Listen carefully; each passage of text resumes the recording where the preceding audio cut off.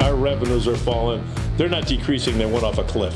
And a lot's going to depend on what could come out of any further stimulus package and how quickly we're able to recover from this. But I directed all agencies to be prepared. Dee Goodman opened her barbershop yesterday. She got a $1,000 fine immediately.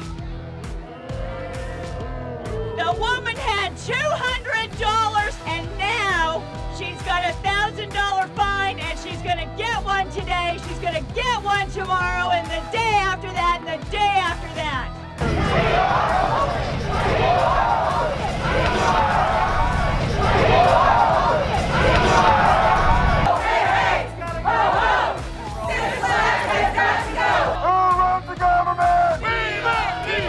And I think we have to be very careful to make sure this is, that the draconian measures that are being adopted are fully justified and they're not alternative ways of protecting people.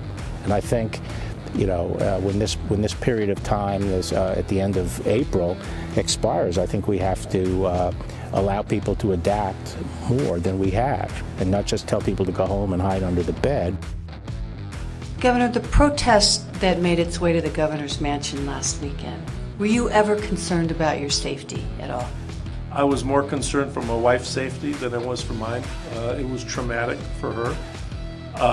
When you've got a dozen people with AR-15s, charging up to your door, walking up to your door, and SWAT and the dogs have to intervene, it's not a comfortable situation. I think these are really isolated extremists that are there, and to see children there was troubling for me.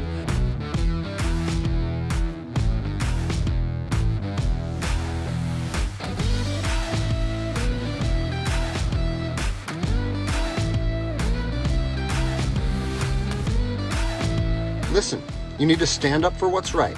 If you're part of a department or an agency that is asking people or asking their officers or their deputies to impose on people's rights and infringe on their freedoms, you need to step up and say, no, that's not me. That's not what I signed up for, and that's going against my oath. And if that costs you your job, so be it. At least you'll be able to look at yourself in the mirror at night. I've already expressed this to my department, and luckily for me, I come from a department that I feel like my chain of command shares my view, but I don't care what department you're part of or what your chain of command thinks. You don't get to trample on people's liberty. Now, I want to remind you that regardless of where you stand on the coronavirus, we don't have the authority to do those things to people just because a mayor or a governor tells you otherwise. Those are de facto arrests. We're violating people's rights and taking money from them, or even worse, arresting them and depriving them of their freedom. Our power and any government official's power is derived from the people.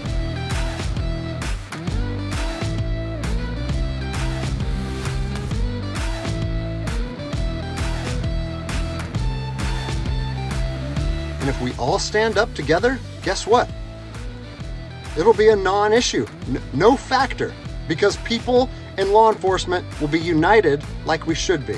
The next area that I've probably gotten more inquiries on, including some of my own family members, deals with barbershops, hair salons, and nail salons. They may open,